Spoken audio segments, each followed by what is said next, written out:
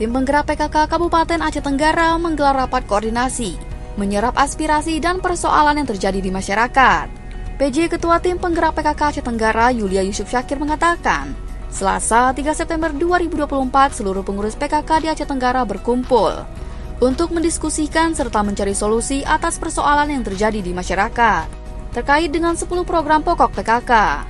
Untuk itu, Yulia berharap seluruh pengurus PKK dapat proaktif menyikapi persoalan yang terjadi.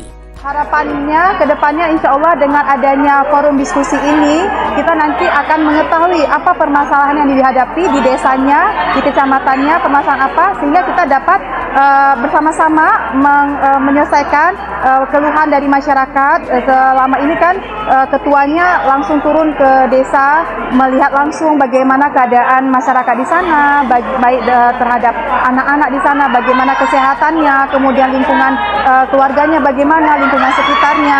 Jadi nanti di sini kita berdiskusi, mencari masalah untuk mengatasi permasalahan yang ada di desa. Wakil Ketua TPPKK Aceh Tenggara Febrina Kairani Yusrizal menyebutkan, tim penggerak PKK telah menerima dan menindaklanjuti sejumlah laporan dari pengurus PKK kecamatan hingga desa.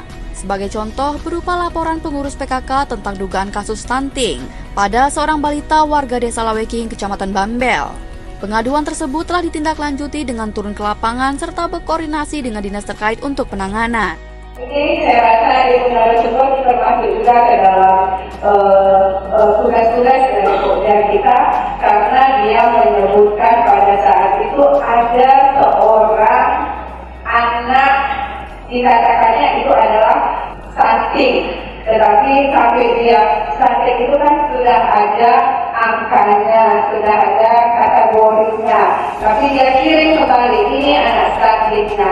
Kalau kami lihat stunting tersebut, Ibu Ketua, anak tadi tergeletak, tak bisa bangun, mungkin sakit.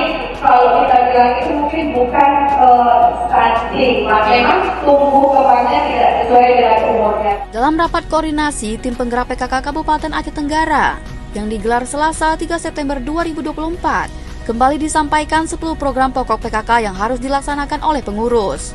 Dengan harapan tim penggerak PKK dapat meningkatkan peran mendukung pelaksanaan pembangunan di Aceh Tenggara. PKK Kabupaten Aceh Tenggara, Jaya, jaya, jaya.